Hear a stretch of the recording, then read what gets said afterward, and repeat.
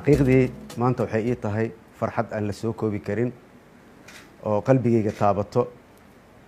sababtuna waxa weeye magaaladan aan maanta yimid oo ah caasimadii ku meel gaarka ahayd ee maamulka Koonfur Galbeed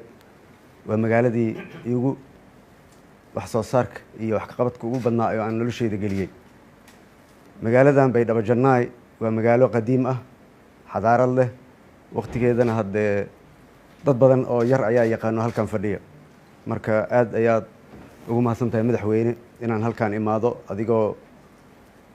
igu soo dhaweeyay igana codsaday inay noqoto magaaladii ugu horeysay oo aan u imaado shaqo intaan xafiiskan qabtay safarkan waa safar shaqo oo aan halkan ku imid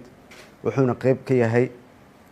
waxqabadkii iyo waxyaabihii la taaban karo ee wasaaradaha dowladda federaalka ah ee xukuumadeyda aan ku heshiina 100 maalmood ayuu hordhac u yahay taasoo aan ugu nimid inaan soo booqanno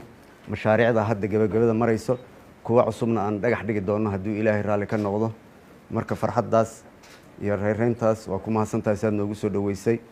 idinkana waxaa idin leeyahay magaaladan magaalo barwaaqo allah ka dhigo shacabka Koonfur Galbeed ee Soomaaliya iyagana mahad ballaaran ayaan u jeedinayaa waa dad sabir badan dad wanaagsan dad xaqiiqdii yaqaan dawladnimada iyo sharafta qaranka Soomaaliyeed waaye marka aad ayaan iyagana ugu mahad celinayaa waa mahadsantihiin soo dhaweynta aad ii fidiseen aniga iyo wasiirada ila socday oo ka kooban wasiirro kala duwan dibna aan ugu kulmi doono shirar gooni ah iyo mid gaar ah wabillahi tawfiiq waana mahadsantihiin